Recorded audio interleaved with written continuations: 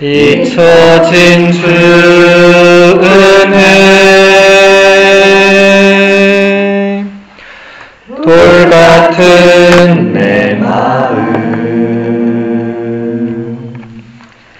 어루만지사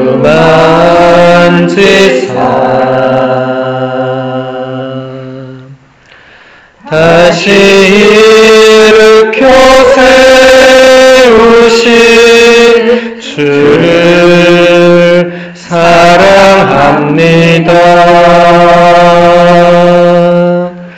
주는 나를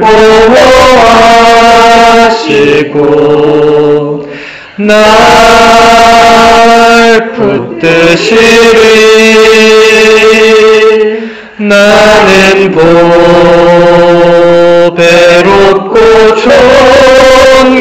존귀한 주님의 자녀라. 주 너를 보호하시고 널 붙드시리. 너는 보배롭고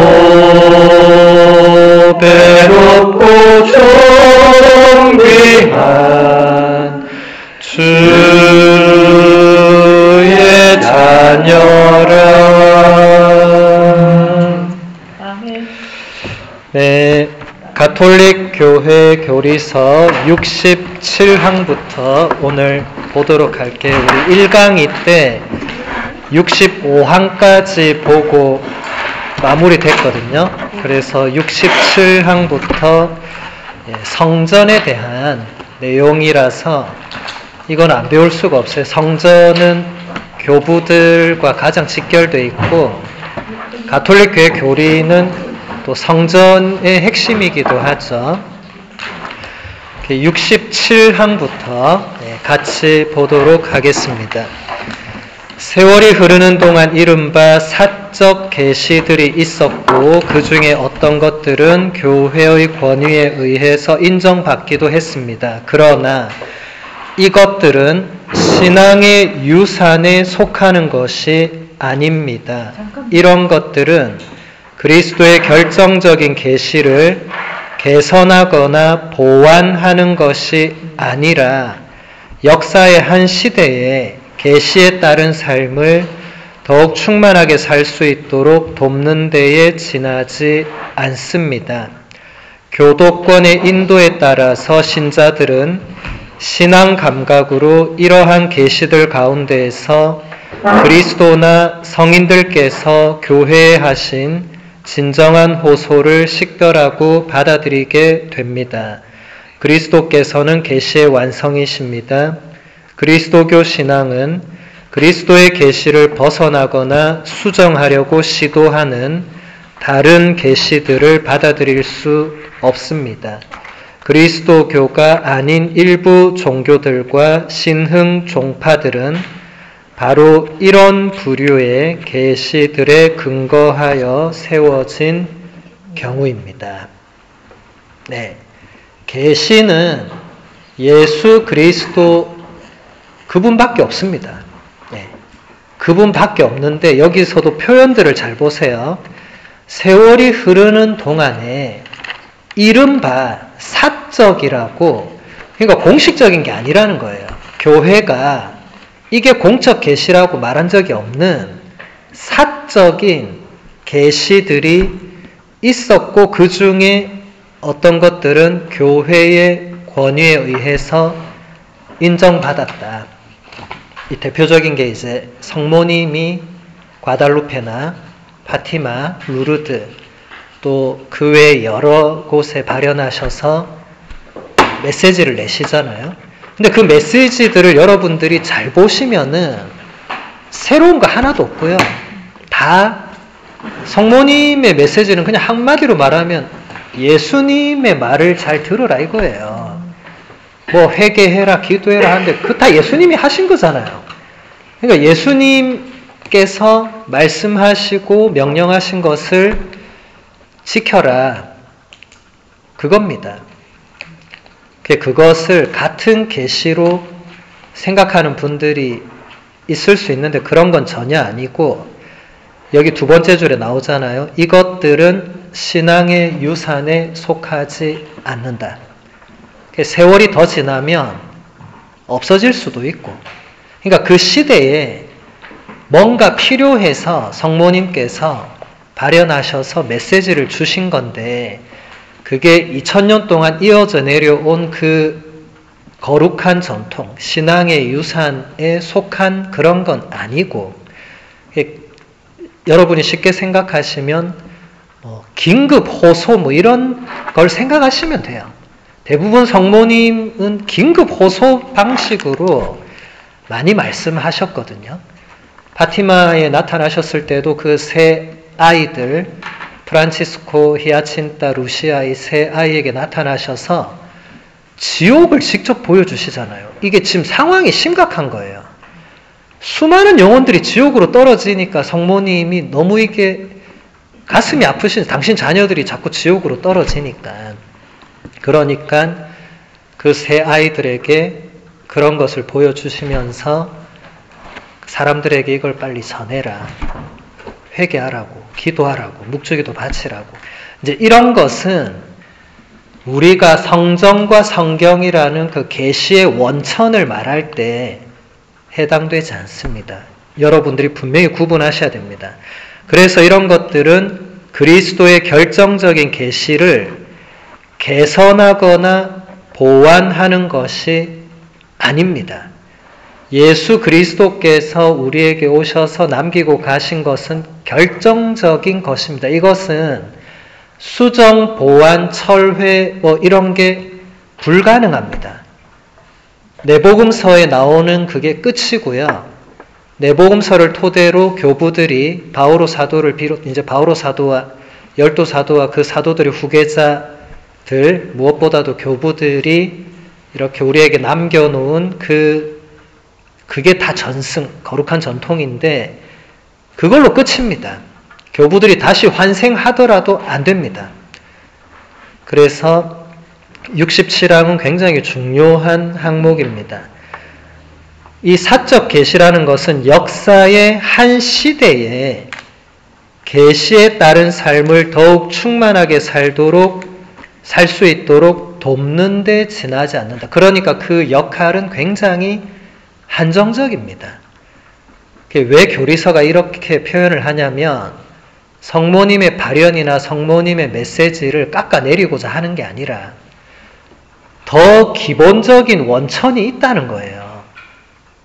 자칫 잘못하면 신자들이 이 성전과 성경은 전혀 모르고 성모님 메시지만 맨날 읽는다든지 이런 거 위험한 거예요. 이런 거 매우 조심하셔야 돼요. 이런 거 보다가 마르틴 루터가 열받아서 나간 거거든요. 너네 도대체 누구를 믿는 거냐. 이 심각한 거예요.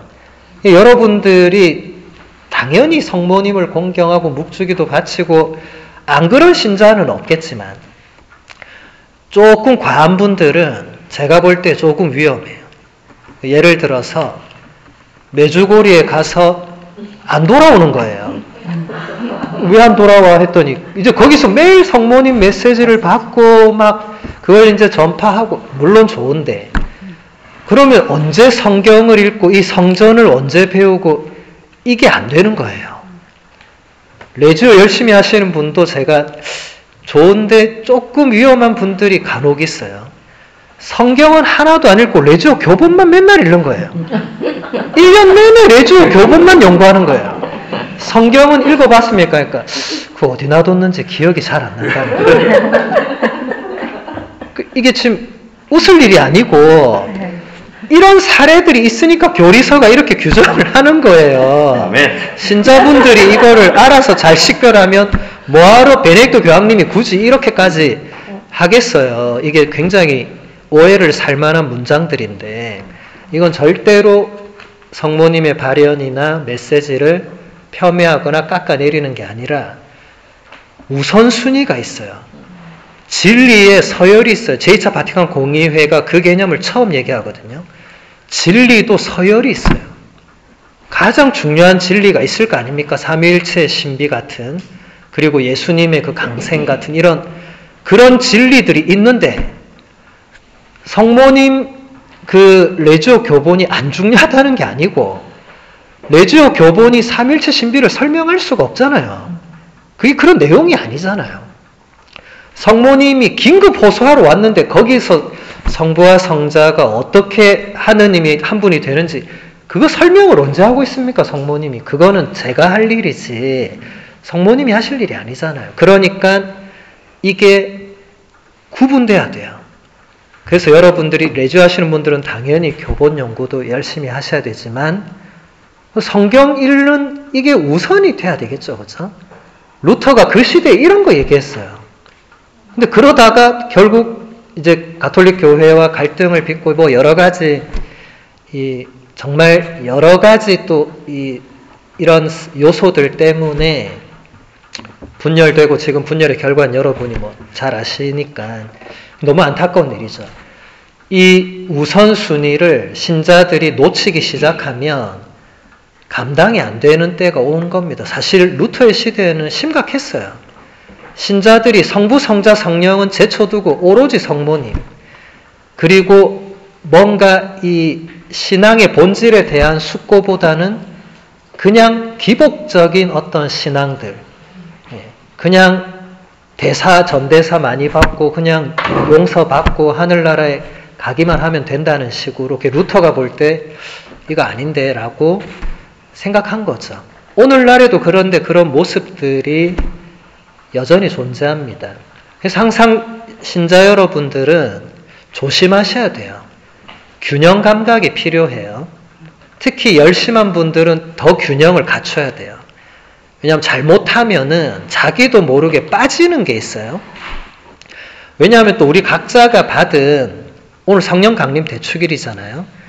각자가 받는 은사와 열매는 다 다르고 고유합니다. 이 고유함이 잘 지켜져야 되는데 어떤 분이 그래 나는 이 꾸르실료가 잘 맞아. 미친 듯이 그거 하는 거예요. 이분은 1년 내내 거기 이제 또 올인을 하고 있어요, 이제. 나쁜 게 아니에요. 나쁜 건 아닌데, 꾸르실료란 거는 예수님이나 교부들이 전혀 알지 못하는 거예요.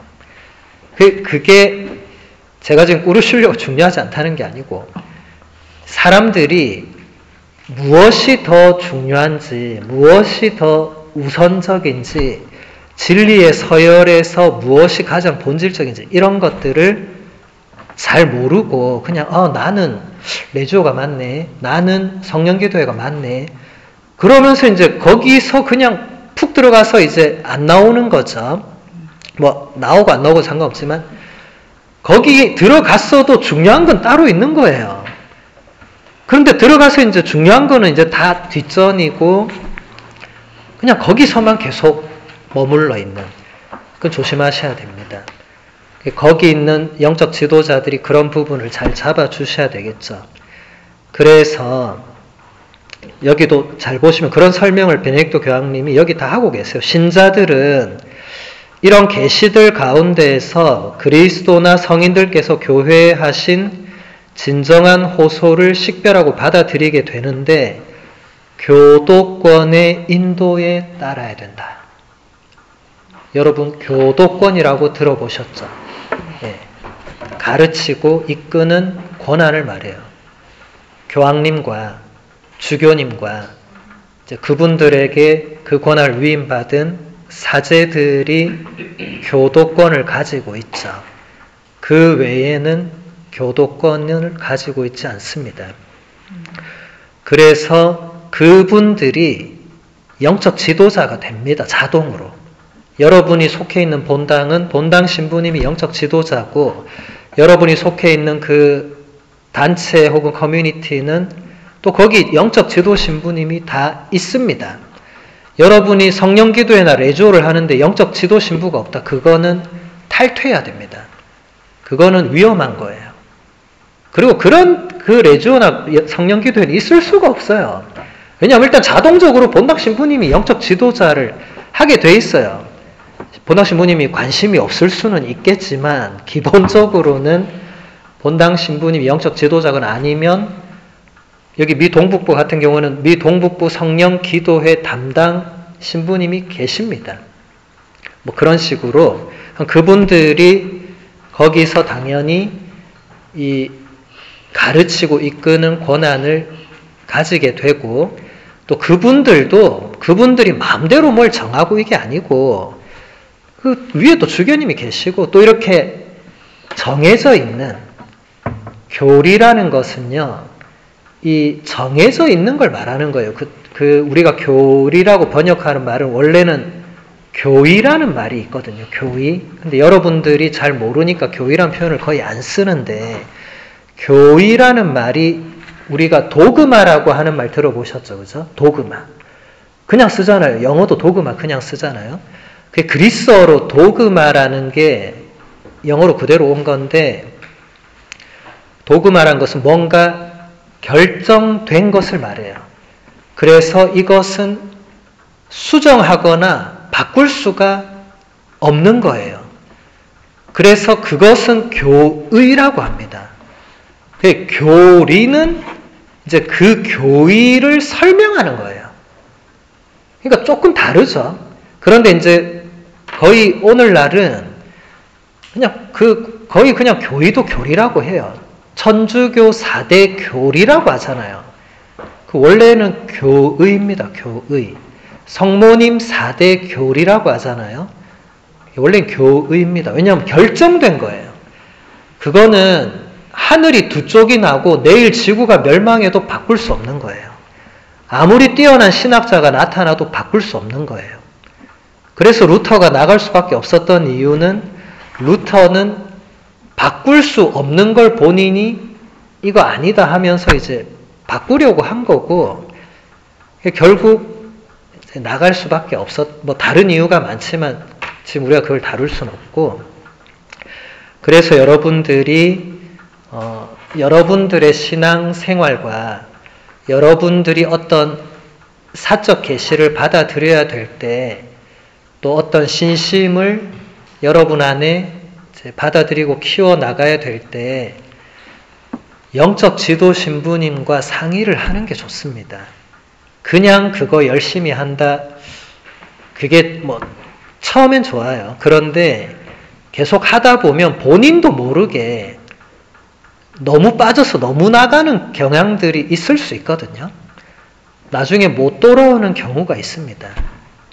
그래서 본인이 어느 정도로 잘 가고 있는지는 본인이 판단해서는 안 되잖아요. 그러니까 영적 지도 신부님, 혹은 그게 좀 어렵다면 또 제가 자주 표현하는 이제 영적 동반자, 좀 믿을 수 있고, 좀 너무 비슷한 또래는 좀 나이로 또래로 말하는 게 아니라 수준이 너무 비슷하면 그건 좀 곤란하다. 왜냐하면 이게 나도 나를 잘 모르고 근데 식별을 해줘야 되는데 그런 건 좀 곤란해요. 그래도 조금 적어도 나보다는 이분이 누가 봐도 신앙적으로 더 깊고 좀 더 뭔가 영적인 감각도 있으시고, 이제 그런 분은 여러분이 보시면 압니다. 그래서 오늘 이 시대에 제가 볼 때 우리 가톨릭 교회에 회복돼야 될 게 많은데, 그 중에 하나가 이 영적 지도자와 영적 동반의 어떤 이 개념이 좀 이렇게 갖춰져야 된다.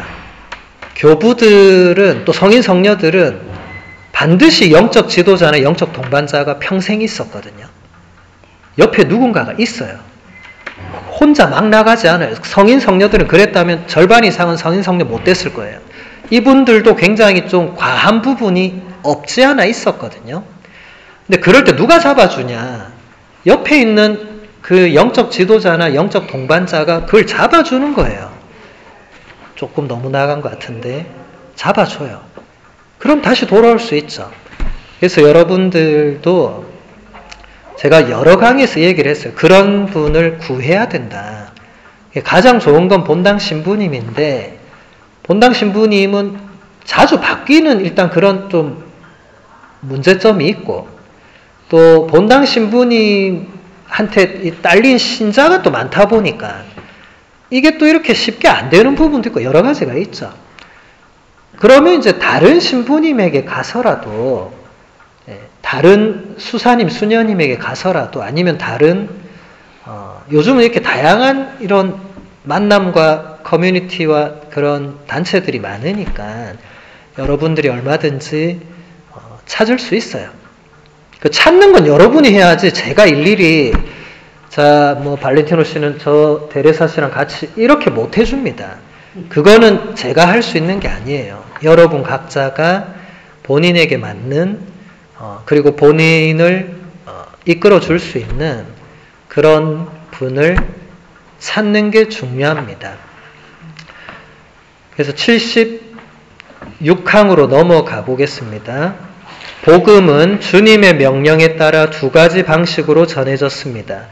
구두로는 사도들이 그리스도의 말씀과 행적 그리고 그분과 함께한 공생활에서 받은 것과 성령의 일깨우심으로 배운 것들을 설교와 모범과 제도로 전달해 주었습니다.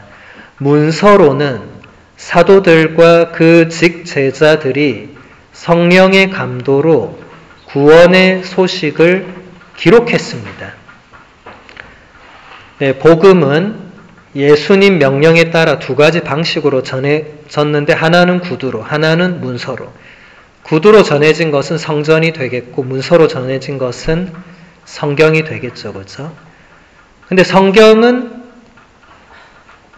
사도들이 입으로 전한 것보다 성경은 늦게 기록되죠. 그렇죠? 마르코 복음서는 70년경, 마테오, 루카 복음서는 80년경, 요한 복음은 100년경에 기록되죠. 사도 바울의 편지도 가장 빠른 게 50년대 중반입니다.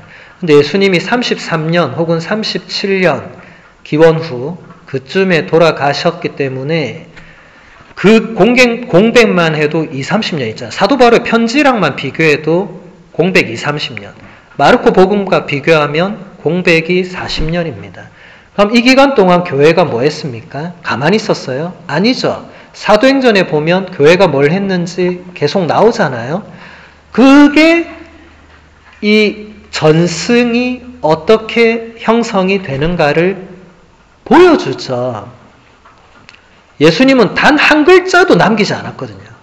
우리는 예수님의 필체를 알 길이 없습니다. 예수님은 글자를 쓰지를 않았어요.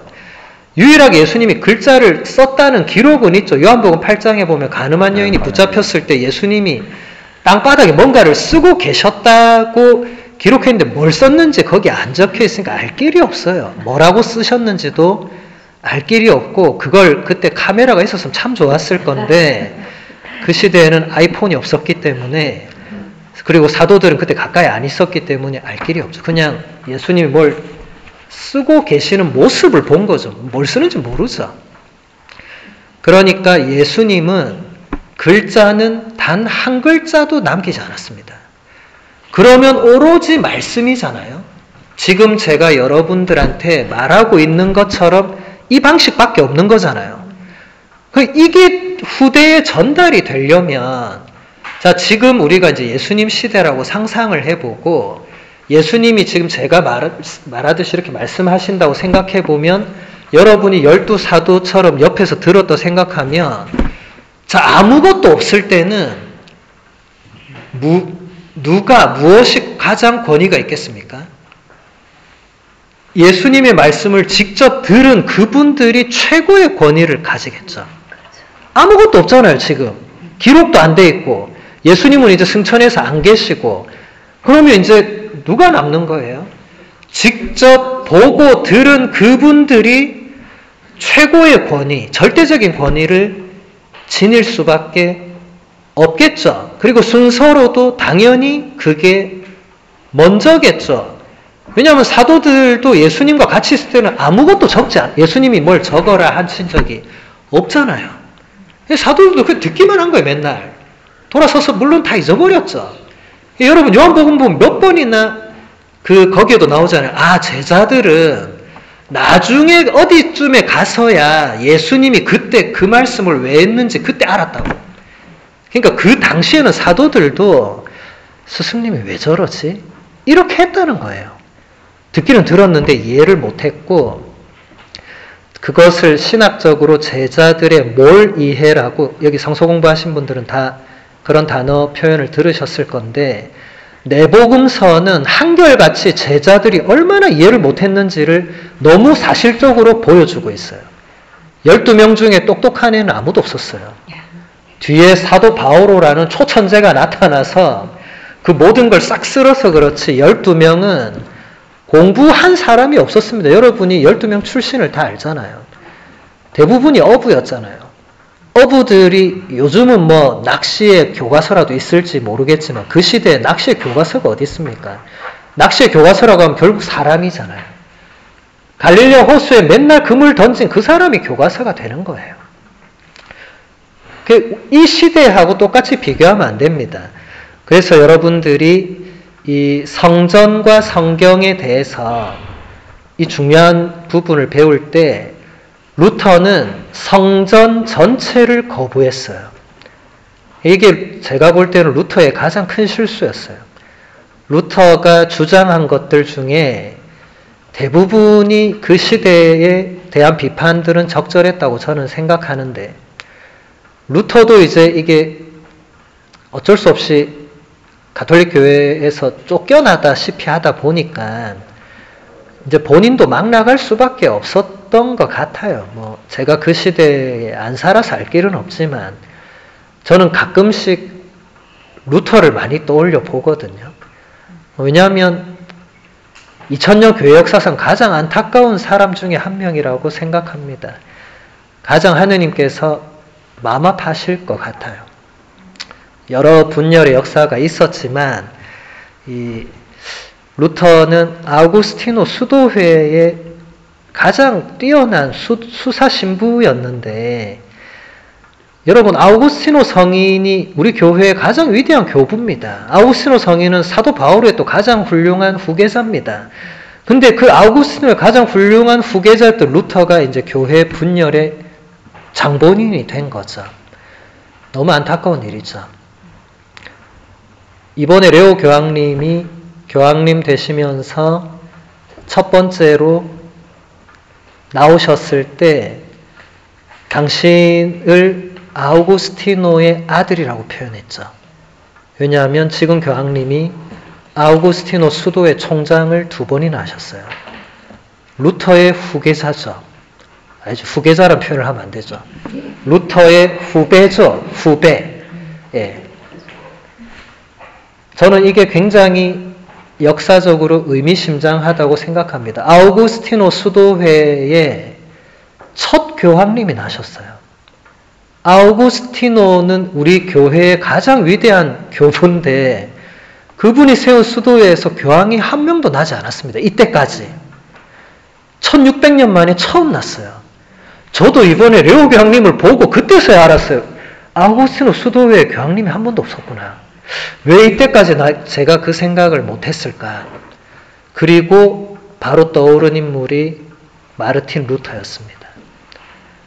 아우구스티노 수도회에서 교황이 나오지 못했던 이유 중에 하나가 루터였겠구나. 그렇잖아요. 루터의 후배를 어떻게 교황으로 뽑습니까? 못 뽑잖아요. 안 되잖아요. 비록 500년이 지났지만 근데 이번에 뽑혔잖아요.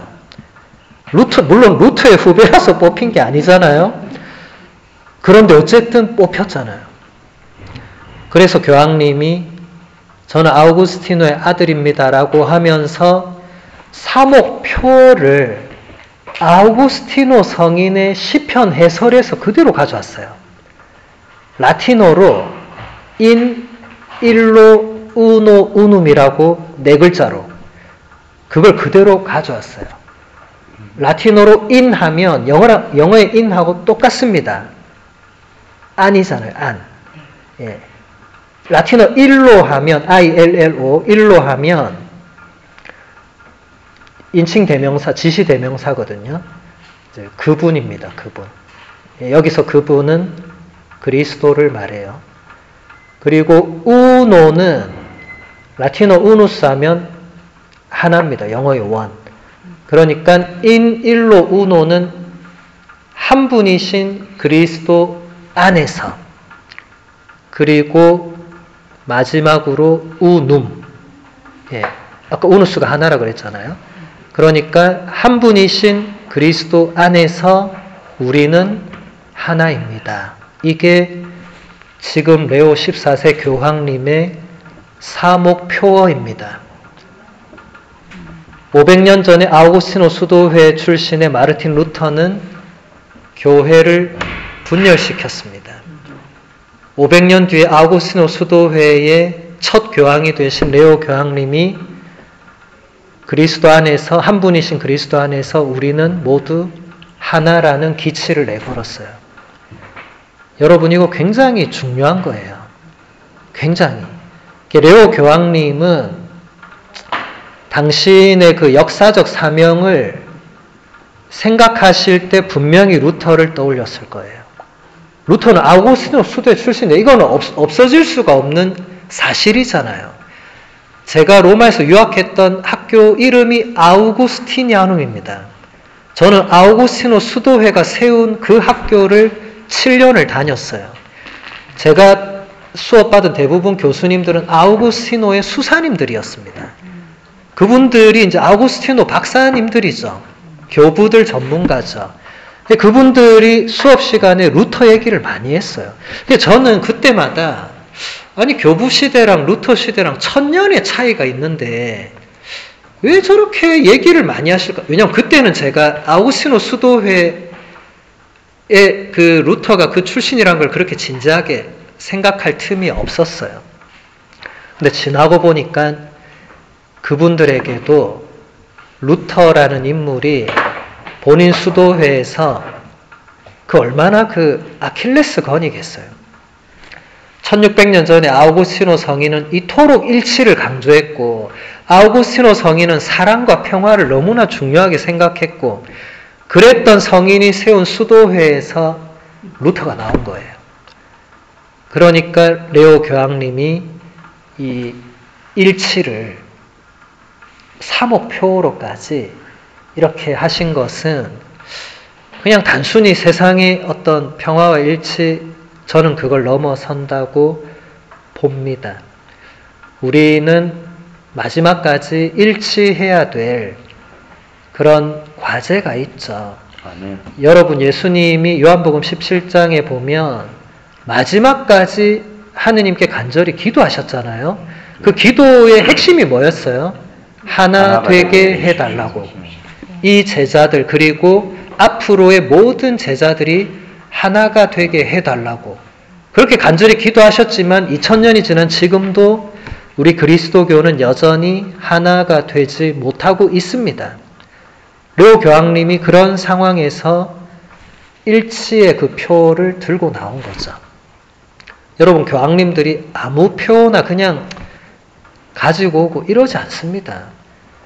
일개 신부인 저도 서품 상본이란 걸 만들 때 평생의 그 서품 모토를 정하고 주교님들도 사목표를 정하고 교황님도 정하시는데 일개 신부도 자기 그 서품, 그게 본인에게는 그게 사목표가 되는 거죠. 그냥 저 같은 별 볼 일 없는 신부도 그거 하나 정하는데 몇 년을 생각하고 몇 년을 고민해보고 하느님께 그 뜻을 여쭈어보고 정하는데 그 교황님이 아무거나 그냥 시간 없으니까 그 밑에 그 비서한테 야 아무거나 몇 개 가져와봐 이렇게 하겠어요? 그러지 않습니다. 이 교황님이 70년을 사신 분이잖아요. 그 70년 인생 중에 절반 이상이 아우구스티노 수도예요. 이분은 아우구스티노의 그 모든 것을 다 받은 분이에요. 그래서 이분이 본인이 교황이 될 줄은 꿈에도 몰랐겠지만 교황으로 뽑히자마자 아마 아우구스티노 성인을 가장 먼저 떠올렸을 것이고 그러니까 그 첫 인사에서 본인을 아우구스티노의 아들이라고 소개했겠죠. 그리고 사목표도 아우구스티노 성인의 그 작품에서 가져왔을 거고 앞으로도 이분은 지속적으로 아우구스티노 성인을 소개할 수밖에 없는 분입니다. 저는 제 의도와 다르게 저도 아우구스티노 그 수도의 학교에서 7년을 어쨌든 배우고 제가 와서도 끊임없이 아우구스티노 성인과 교부들을 끊임없이 신자들에게 전했는데 뭔가 굉장히 그런 교황님이 이렇게 아우구스티노 성인을 소개하시는 걸 보면서 뭔가 많은 걸 제가 좀 느껴요. 저는 아우구스티노 수도에는 아닙니다. 저는 부산교구 사제지만 저에게도 저의 정체성을 물론 교구 사제지만은 제가 사제로 있었던 기간 중에 가장 오래 있었던 기간이 로마이기 때문에 저는 로마보다 더 오래 어디 있지 못했어요. 지금 미국도 4년 만에 다시 한국 제가 가잖아요. 로마 외에는 신부님들이 길게 어디 못 있습니다. 근데 로마는 이제 공부를 해야 되니까 이제 기간이 안 정해져 있었던 바람에 제가 좀 오래 있을 수 있었고, 그러니까 저에게도 아우구스티노 성인과 그 교부들이 저에게는 이제 가장 원천이 된 거죠. 그러니까 저는 교황님이 어떤 한 말씀 한 말씀 하실 때 사람들은 그냥 교황님이 저런 말씀을 하시나 보다 이렇게 생각하지만 저는 그 안에 저분이 이런 뉘앙스로 저 말씀을 하시는구나, 이게 다르게 오는 거예요. 그래서 앞으로도 여러분들이 이제 저에게 줌 강의나 다른 제 강의를 계속 들으시면 제가 앞으로 아우구스티노 성인을 많이 다룰 수밖에 없어요. 원래 저의 줌 강의 계획은요, 첫 해의 교부들 교부학 입문, 둘째의 교부 신학 입문, 그 다음 셋째 학기에 바로 본격적으로 교부들 작품으로 넘어가려고 했었습니다. 원래 제 계획은. 그런데 제가 첫 해에 강의를 해보니까 아까 여러분들 인사 말씀에서도 많이 나왔지만 이 신자분들이 전혀 알아듣지 못하는 걸 제가 보면서 지금 교부들의 작품을 다룰 때가 아니구나. 지금 이분들은 기초부터 다시, 맨 처음부터 다시, 예비자 교리 첫날부터 다시 해야 되는구나. 그래서 가톨릭교회 교리서를 한 거죠. 그런데 이 교리서도 바로 들고 오면 안 되기 때문에 작년에 그 그리스도교 영성을 먼저 다룬 겁니다. 왜냐하면 그래도 그 그리스도교 영성이란 거는 교리서보다는 쉽거든요. 물론 영성도 쉽지 않아요. 저도 중간에는 굉장히 고전했어요. 아빌라의 데레사나 십자가의 성령한 파트에서는 저도 그때 제 강의 인생에서 가장 힘들고 어려운 어두운 밤을 제가 말하면서도 이거는 지금 듣고 있는 신자들 표정 보니까 이제 다들 멘붕 상태, 이 탈원 상태, 이게 언제 끝나나 이런 눈으로 저를 보고 있고, 저도 말하면서도 저도 사실은 그 경지가 도대체 이게 어디까지인지를, 사실 저도 교부 전공이고 저는 십자가의 성요한을 잘 몰라요. 모르는데 이제 신자들한테 설명을 해야 되다 보니까 그 시 구절 하나도 너무 어렵더라고요. 저는 그때 여러분들 마음을 좀 이해했습니다. 첫 강의 때 이런 마음들이었겠구나. 하나도 이해 안 되는 그 막막함. 하지만 우리가 또 여기까지 또 왔잖아요. 그래서 제가 언젠가는 교부들 작품을 줌 강의에 반드시 다룰 겁니다. 저는 원래 그거 하려고 줌 강의를 열은 거예요. 제 전공 아닌 걸 사실 제가 이렇게 하면 안 되는데 지금은 찬밥 더운 밥 가릴 때가 아니어서 이러고 있고, 저는 어느 정도 이제 됐다고 느껴지면 저는 본격적으로 교부들 작품을 다룰 겁니다. 아우구스티노 성인의 삼위일체론, 고백록, 또 암브로시오의 신비론, 성사론, 이런 것들. 지금 여러분들 제목만 들어도 벌써 이제 고개를 절레절레 흔드는 그래서 그 학기에는 절대 신청을 안 해야지 이런 표정들. 근데 그게 필요합니다. 그게 성전의 핵심을 이루거든요. 그래서 배워야 됩니다. 여러분 죽을 때까지 배우다가 하느님 만나러 가셔야 됩니다. 저는 그게 제 사명이라고 생각합니다. 하느님 앞에 갔는데 아무것도 모르고 와서 너 왜 그동안 공부 안 했어? 전 누군가 가르쳐주지 않았습니다. 그럼 나중에 하느님이 저한테 이제 물어볼, 너 왜 아무것도 안 가르쳐줬냐? 그럼 전 죄송합니다 이래야 되잖아요. 여러분은 다른 핑계 대고 이러실 줄 저는 죄송합니다 해야 되잖아요. 아우구스티노 성인도 이런 얘기 했거든요. 본인은 두 가지 심판을 받아야 된다고 얘기했거든요. 여러분은 하느님 앞에 가면 이거 레오 교황님도 얘기하셨어요. 그 첫인사 말에 얘기했어요. 첫인사가 굉장히 중요해요. 여러분 나중에 다시 한번 찾아보세요. 첫인사 말씀 진짜 중요합니다. 그 레오 아우구스티노 성인이 여러분은 그냥 하느님 앞에 가면 그냥 마리아로 아네스로 그 심판 받으면 된다. 근데 나는 하느님 앞에 가면 아우구스티노로 심판 한 번 받고 그 다음에 주교로 한 번 더 받는다고. 너 왜 주교로 할 일 안 했냐고. 그래서 저는 사실 더 두렵고 떨립니다. 이런 말을 하셨고 그걸 레오 교황님이 첫인사 때 그런 말씀을 또 하세요. 저는 주교지만 이제 그리스도인으로서 같은 그리스도인이고 이제 주교는 이제 주교로서 또 내가 받아야 될 그런 뭔가가 있다는 거죠. 그래서 저는 죽을 때까지 누군가에게 이걸 전해야 될 사명이 있습니다.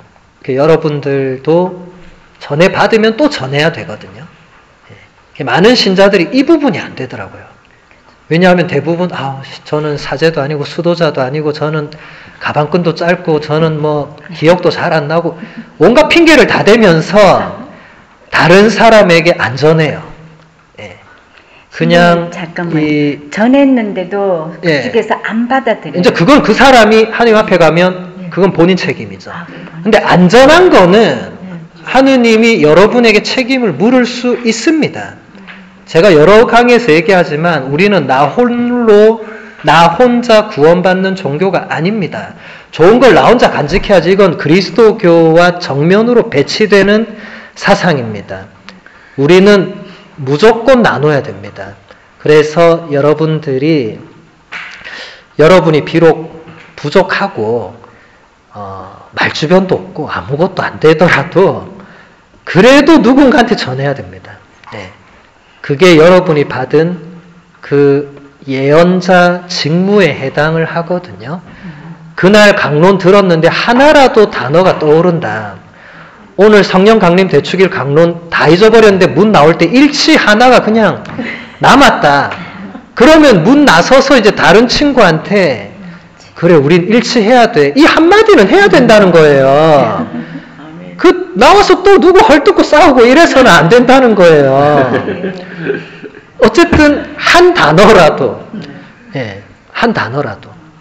그래서 여러분들이 이 구두로 전달하는 이게 별거 아닌 것 같지만 이게 성전을 형성했습니다. 얼마나 중요합니까? 교부들 시대에 와서야 교부들이 직접 저수를 했지만 그 이전에는 다 구두 전달이었습니다. 12사도들 중에서 글로 적은 사람은 별로 없어요. 대부분 12사도의 이름을 빌렸더라도 성사학자들이 연구를 해보니까 그들이 직접 적었다기보다는 대부분 이제 후대에 그게 전해져 내려.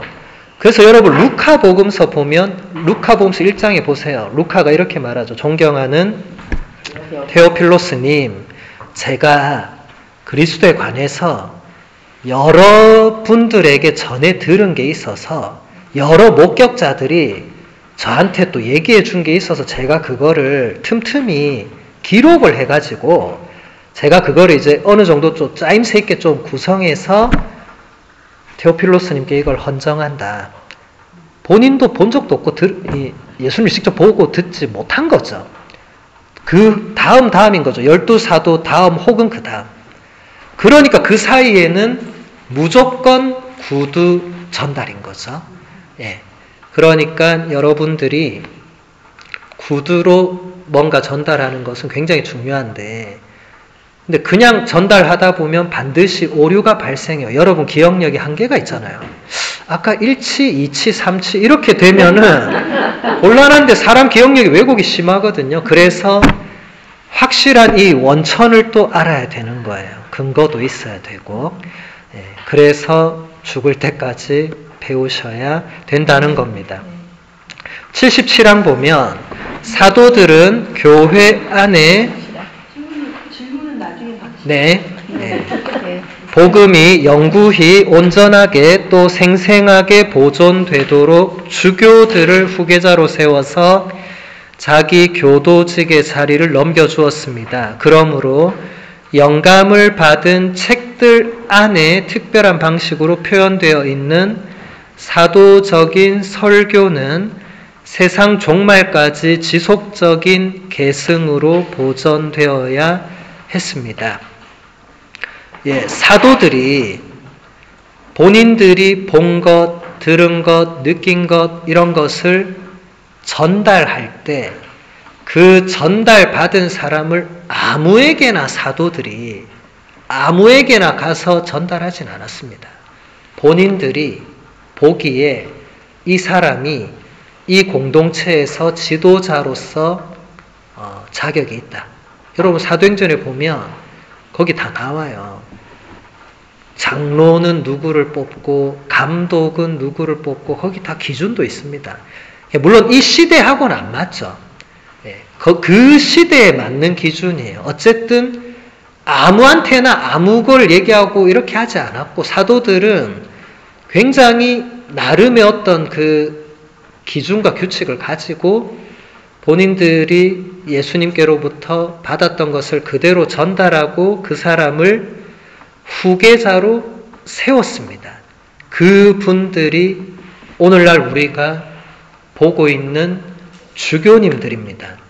그래서 주교님들은 모두 다 사도들의 후계자입니다. 그래서 안티오키아의 이냐시오 성인 같은 분들, 그분은 107년에 순교하셨거든요. 110년 혹은 107년. 그러면 살아있는 시기는 거의 12사도들과 그 후계자들과 동시대인이죠.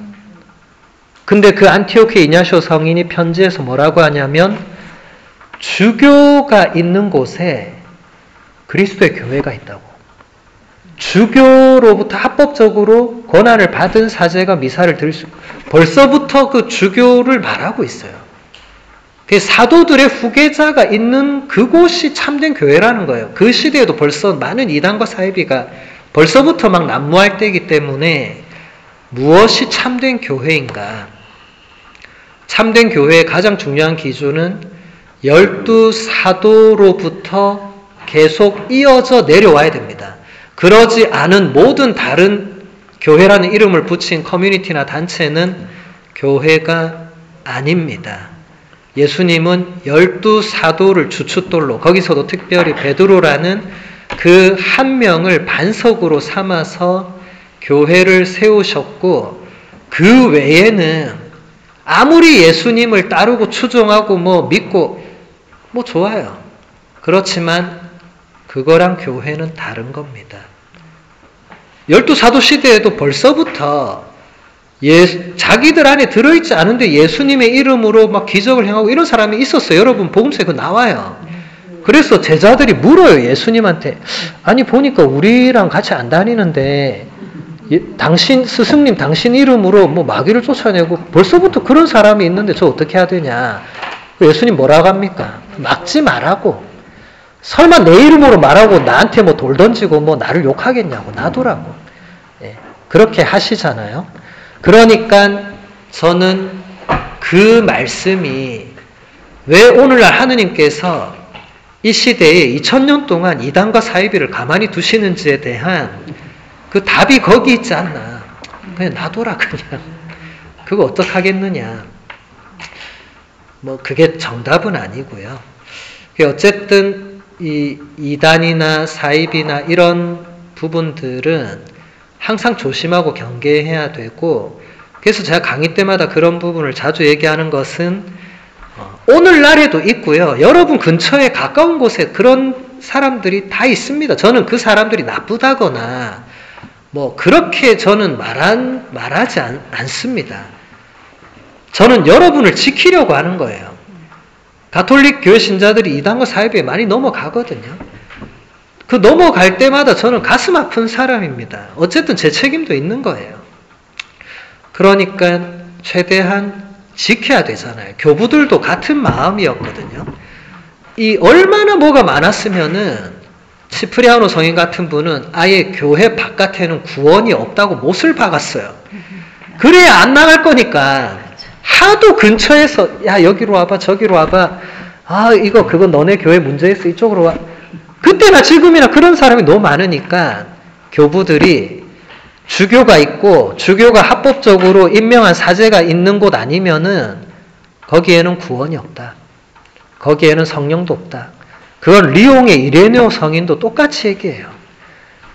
교회가 성령께서 계신 곳에 교회가 있는데 거기에는 반드시 주교가 있다고. 주교가.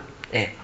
그리고 교부들 시대에 많은 논쟁들이 붙었을 때 교부들은 한결같이 누구한테 최종적인 그 판단을 구했냐면 로마의 주교에게 판단을 구해요.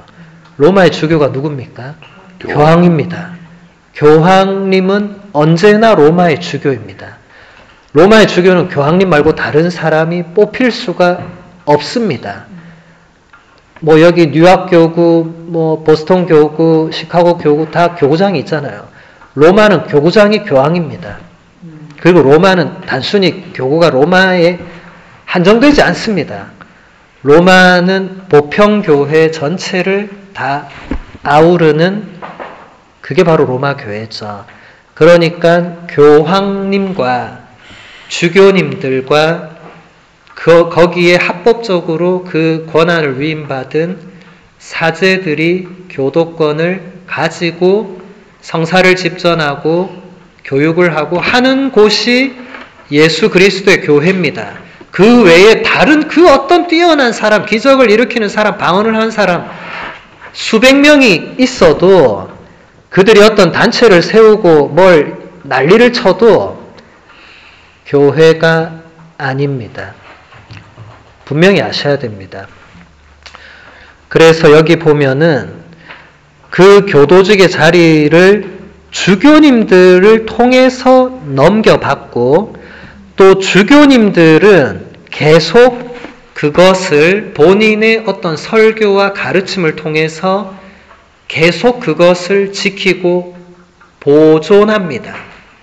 보전한다고 해도 되고요. 교부들은 주교님이 대부분이었습니다. 물론 주교님 아닌 분도 있었지만 가장 핵심적인 시기에는 교황님, 주교님들이 거의 다 교부들이었거든요. 그분들의 가르침이 거의 다 신앙의 유산으로 들어옵니다. 그러니까 정말 중요한, 물론 신부님들도 그런 역할을 하셨던 분이 있으시지만 대부분 핵심적인 활동을 했고 교회의 이 교리에 결정적인 영향을 주었던 분들은 모두 다 주교 아니면 교황이었습니다. 아우구스티노 성인 주교였어요. 암브로시오 성인 주교였어요.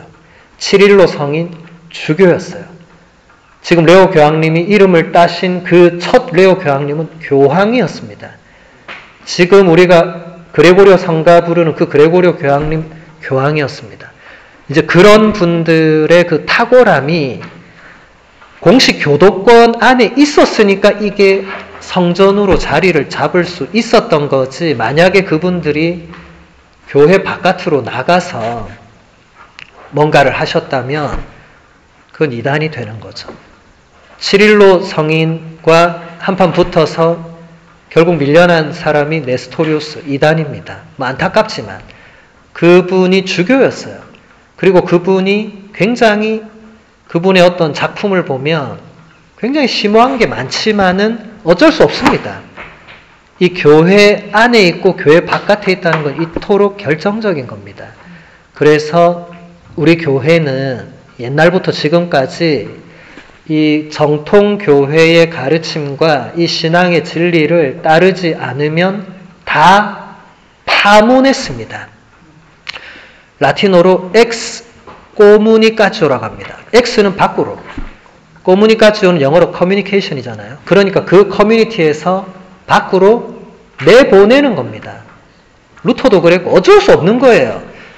같이 있을 수가 없는 거예요.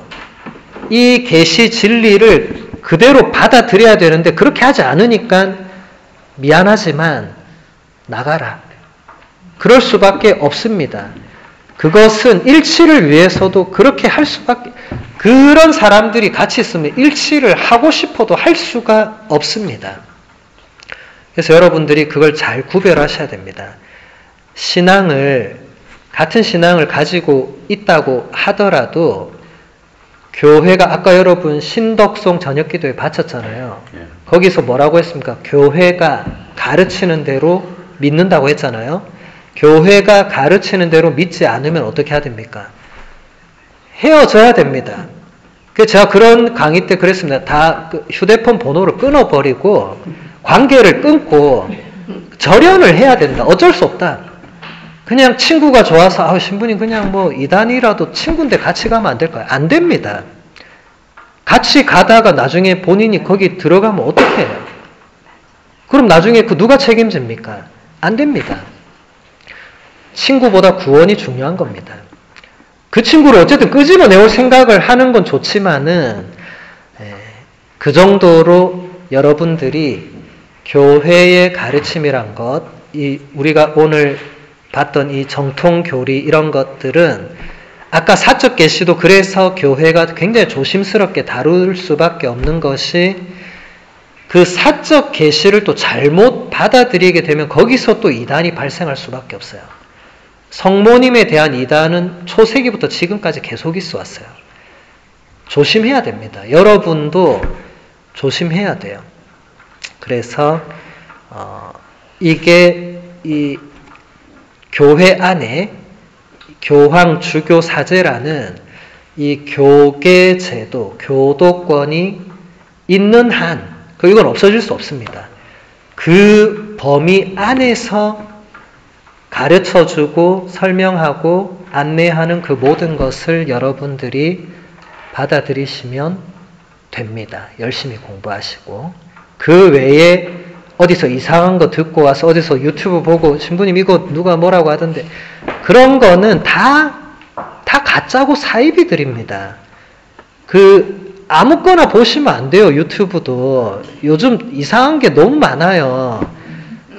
유튜브가 교황 팔아서 뭐 막 하는 그런 것도 요즘 많아요. 제가 유튜브 봐도 막 보니까 대부분 가짜예요. 교황님이 바티칸에서 이태리로 말씀하시지 뭘 얘를 통해서 다른 말을 하겠어요? 이 유튜브가 뭘 한다고 이태리어도 모를 건데 뭘 한다고 교황님이 이런 말씀을 했다. 그 전부 가짜입니다. 전부 가짜. 예. 최근에 저한테 몇 분이 신부님 교황님이 이런 말씀을 하셨다는데 제가 바로 가짜입니다. 그 채널 바로 지우세요. 제가 그렇게 했거든요. 아니 좋은 말씀도 있던데 그러면 끝나는 겁니다. 네. 좋은 말이 당연히 있겠죠. 여러분 이단 사이비가 뭐 무슨 도깨비 괴물인 줄 아세요? 아닙니다. 좋은 말 얼마나 많이 하는지 모릅니다. 그렇게 가면 끝나는 거예요. 그래서 여러분들 그걸 식별을 잘해야 되잖아요. 영적 식별. 영적 지도자가 있어야 됩니다. 영적 지도자가 그 채널을 끊으라면 끊어야 됩니다. 물론 영적 지도자가 뭐 아무 채널이라 다 끊으라고는 하지 않겠죠. 그거를 이제 보고 이거는 아니구나. 그럼 끊어야 됩니다. 가톨릭 교회 안에 있는 사제 수도자 평신도라 하더라도 만약에 그 안에서 이 교회의 가르침의 권위와 그 범위를 넘어서는 뭔가를 말한다면 그거 위험한 거예요.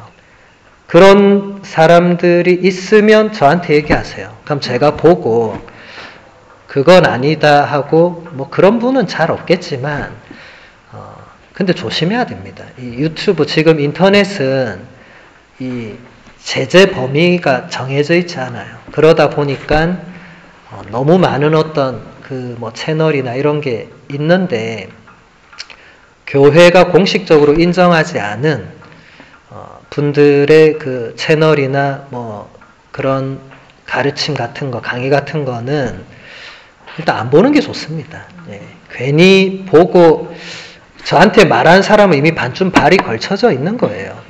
확인받고 싶은 거죠. 이게 괜찮은 것 같은데 자기가 볼 때는, 제가 볼 때는 아니라고 했거든요. 아니라고. 확실히 하라고. 거기 발 걸치는 순간 당신하고 나는 끝이다. 지금까지 맺어온 관계 아무 소용없다. 나하고는 끝이니까 잘 결정해서 다음에 오시라고 제가 그렇게 돌려보내는데 여러분도 조심하셔야 됩니다. 그래서 오늘 1강의는 여기서 마무리하고 지금부터 여러분들 오늘 강의 들으시면서 느꼈던 것 같이 나누는 시간을 가져보도록